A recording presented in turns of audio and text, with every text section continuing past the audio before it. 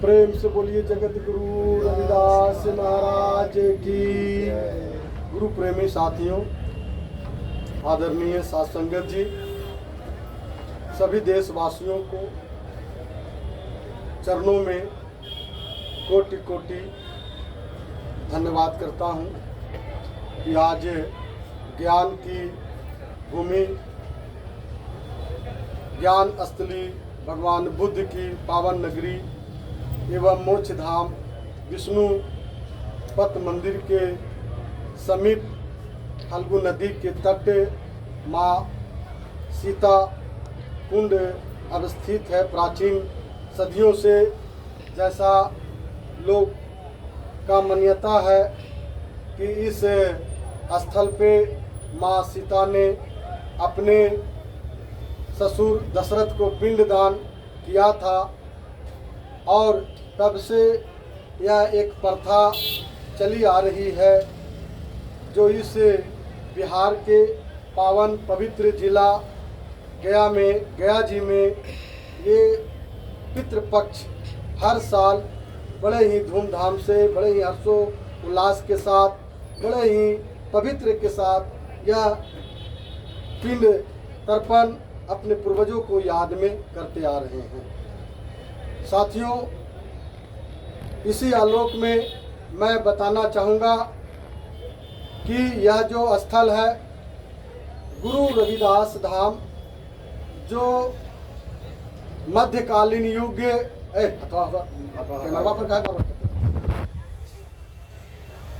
मध्यकालीन युग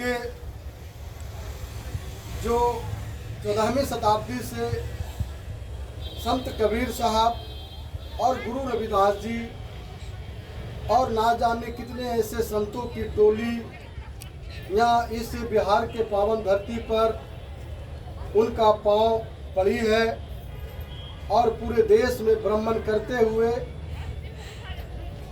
सारे संत समाज मिल करके इस फल्गु नदी के तट में आकर के विश्राम किया है। अपने सदगुरु रविदास महाराज जी अपने संतों के साथ तब से लेकर के हमारे लोगों को ये जानकारी नहीं थी कि ये सदगुरु और कबीर साहब गया के पावन धरती पर भी उनकी आगमन हुई है। जैसा इतिहास के पन्नों में उल्लेखित किया है कि जो मकसूदपुर महाराज का जो किला है, उस किले में सदगुरु रविदास जी और कबीर साहब को आने की ऐसा उल्लेखित पन्नों में दर्शाया गया। वहाँ से जब चले तो इस पवित्र स्थल पर इन्होंने विश्राम किया और यहीं से होते हुए सदगुरु रविदास महाराज जी बोध गया में गए और बोध गया में जाकर वहाँ पे अपना विश्राम किया और विश्राम करते हुए सासाराम में गए, जहाँ पे सदगुरु रविदास जी का जो उस समय शेरशाह सूरी मगध और बिहार के राजा हुआ करता था, शेरशाह सूरी ने सदगुरु रविदास जी को आदर और मान सम्मान दे करके अपने किला में इन्हें रहने का मौका मिला और इनके नाम से शेरशाह सूरी ने रोहिदास फोर्ट किला बनवाया, जो आज भी रोहतास में जा करके इसको देख सकते हैं। साथ संगत जी, फिर रोहिदास फोर्ट किला का जो निर्माण किया, शेरशाह सूरी को सदगुरु रविदास जी ने ही कहा था कि आप आम जनता को सुविधा के लिए आप एक ग्रांटर रोड बनवा दो। तो शेरशाह ने रविदास जी को कहने के अनुकूल उन्होंने पूरे भारत में भ्रमण करने के लिए शेरशाह ने ग्रांटर रोड, जीटी रोड का निर्माण करवाया। आगे इसका उल्लेख मिलता है कि वहाँ से भभुआ जिला जाते हुए अपने जन्म स्थान सिर गोवर्धनपुर वाराणसी यूपी, जिनका जन्म स्थान मांडूर है, मांडूर में पुनः जाकर के इन्होंने वहाँ से अपने तप और तपस्या किया और वहीं से इनका अपना जीवन अंत हो गया। जो आज सिर गोवर्धनपुर वाराणसी यूपी पूरे विश्व का एक सदगुरु रविदास महाराज जी का एक कुंभ हर साल इनके जयंतियों पर आयोजन किया जाता है। साथियों, जो हर साल वहाँ पे लोग इकट्ठे होते हैं और सदगुरु की जय जयकार होती है। इनकी महिमा बहुत अपरंपार है।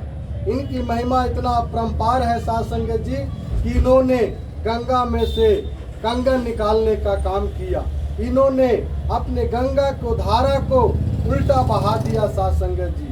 इसकी विशेषता अगर आप लोग देखना चाहते हैं साध संगत जी, ये गुरु रविदास धाम का स्थल गया में स्थित है। इन्हीं के बाजू में मैं दिखलाना चाहता हूँ, थोड़ा कैमरा घुमा दीजिए। ये फल्गु नदी के तट पर गंगा जी का आगमन हुआ। यहीं पर ही गंगा जी जो है से चल करके और इन्हीं के चरणों के आगे, इन्हीं के सामने से गंगा का प्रभाव हुआ है साध संगत जी।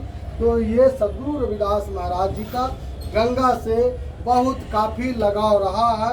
इन्होंने ही कहा है कि मन ही धूप मन ही सूप करहूँ सहज स्वरूप, मन चंगा तो कटभति में गंगा चारों विप्र करत दंडवती, मन चंगा तो कटभति में गंगा।